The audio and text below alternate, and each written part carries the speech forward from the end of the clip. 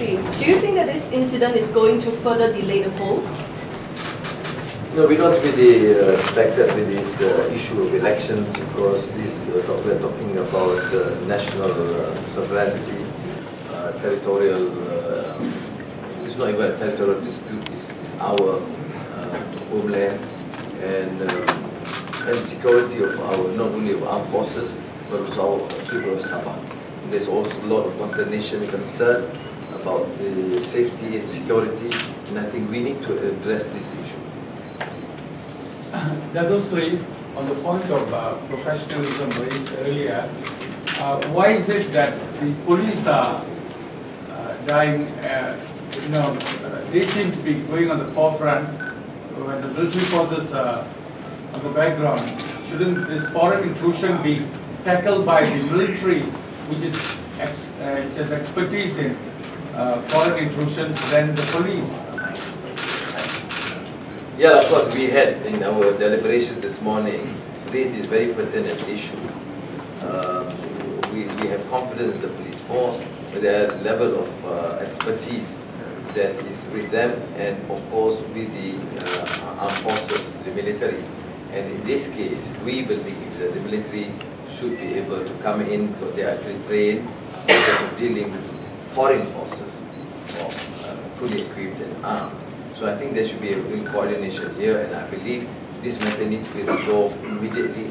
I don't want to, comment beyond this because I think the police have done their best, and I think it's time for the military to then continue. Dato' Sri, sejauh mana kewajaran kumpulan yang menceroboh ni patut mereka buat, kewajaran mereka menceroboh untuk dapatkan Sabah ni? Tak bolehlah dia menceroboh negara kita, tidak boleh diterima. Soal Sultan Sulu nak berunding, itu saya tak ada masalah. Kalau dia bangkitkan soal perjanjian 1863, pajakan dalam perjanjian Malaysia dengan Inggeris, itu boleh diteruskan. Ya. Kalau soal menuding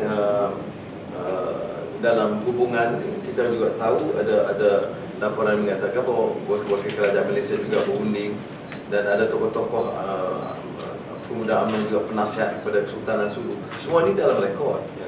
Tetapi kita nak ketepikan ini, seperti bila sudah maksudkan, kita nak tunggu soal keselamatan sekarang.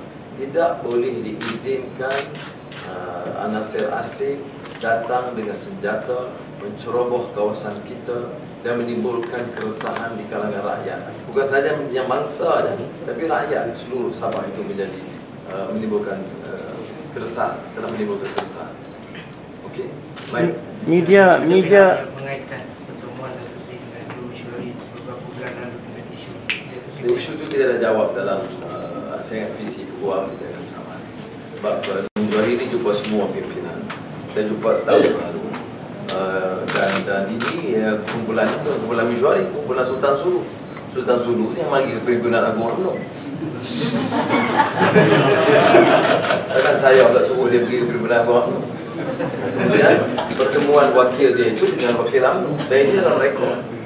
Jadi tapi itu pun saya hanya untuk respon kepada soalan saudara, saya tidak fikir wajar kita bersilat soal ini.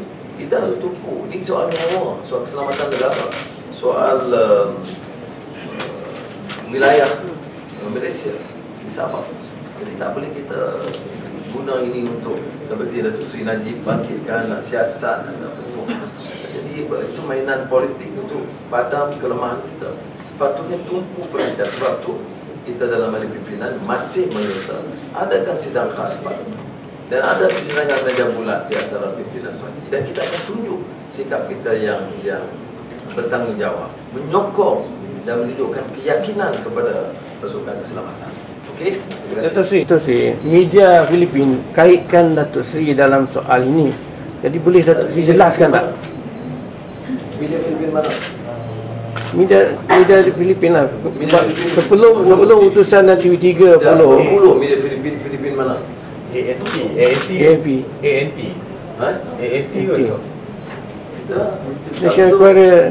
Itu You tanya soalan, you tak tahu media Filipina. Saya tahu. Kita baca. Kita baca. Kita Masalahnya benda tu timbul. ada. Saya tanya media mana? The Philippine Inquirer. Philippine Inquirer dia sebut apa? Tak, dia sebutlah untuk masalahnya sekarang melibatkan nama Datuk Seri. Dia sebut Najib jumpa Sultan Sulu punya wakil, janji soal tanah. Dia sebut ada isu tentang tuntutan yang mungkin dikaitkan Anwar mungkin tahu. Itu saja. Apa dia masalah? Tak, dalam soal pencerobohan yang dikatakan Datuk Seri lah. Pencerobohan dikaitkan itu utusan dengan TV3 dan saya dah saman. You ulang, saya saman you ulang. Tak, masalahnya adakah Datuk Seri akan saman dengan pihak media Filipin? Adakah Datuk Seri akan saman pihak media Filipin? Ini pemikiran UMNO yang besar. Kita duk rayu, tolong tupu keselamatan negara. Suara UMNO dia tak dipikir lagi. Dia buat tuduhan dan Filipina tak sebut. Saya baca rencana itu. Sebab tu saya tanya rencana mana. Dalam bahasa Inggeris saya tahu dah terjemahkan tu, you baca tidak. Tapi faham terjemahan dia.